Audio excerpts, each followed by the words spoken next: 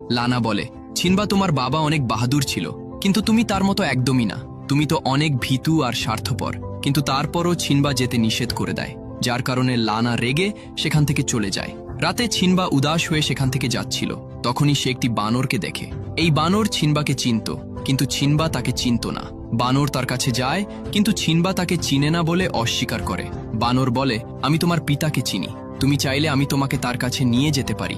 ছিনবা অবাক হয়ে যায়, কিন্তু সে খুশিও ছিল, হয়তো তার পিতা এখনো জীবিত আছে। তখন মনের মধ্যে আশা নিয়ে সে বানরের পিছনে যেতে থাকে। বানর একটি নদীর তীরে বসে পড়ে আর ছিনবাকে নদীতে দেখতে বলে। যখন ছিনবা নদীতে দেখে, তখন সে নিজের মধ্যে পিতার ঝলক দেখতে পায়। বানর বলে, তোমার পিতা তোমার ভিতর রয়েছে। তখন সে আত্মবিশ্বাস খুঁজে পায়। তখনই আকাশে বিদ্যুৎ চমকায় আর একটি আওয়াজ আসে।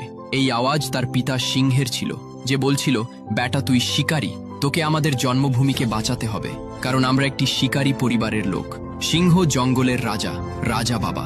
এটা শুনে ছিনবার মধ্যে অনেক শক্তি চলে আসে, আর এখন তার মধ্যে ঘুমিয়ে থাকা সিংহ জেগে উঠেছে। সে পুরোপুরি তৈরি ছিল নিজের জন্মভূমিকে বাঁচানোর জন্য।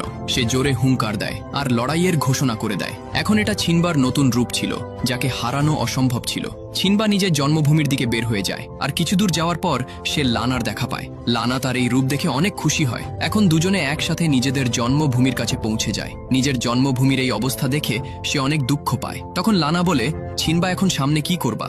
ছিনবা বলে, নিজের জন্মভূমির রক্ষা করব, যার দায়িত্ব আমার পিতা আমাকে দিয়েছে। তখনই একটি পাখি তার কাছে আসে। সে ছিনবার পরিবারের সদস্য ছিল। সে ছিনবাকে স্বাগত জানায়। কিছুক্ষণ পর ছিনবার বন্ধুরাও চলে আসে। তারা জানতো এই লড়াই সহজ হবে না, তারপরও তারা তার পাশে দাঁড়াতে চায়। ছিনবা তাদের বোঝায় যে এই পথে মৃত্যু আছে, তোমরা ফিরে যাও। তখন শুকর বলে, আমরা যতক্ষণ জীবিত আছি ততক্ষণ তোমার সাথে থাকব।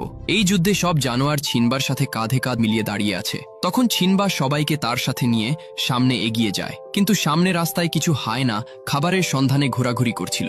ছিনবা তাদের পথভ্রষ্ট করার দায়িত্ব তার বন্ধুদের দেয়। বেজি আর শুকর তাদের সামনে চলে আসে, আর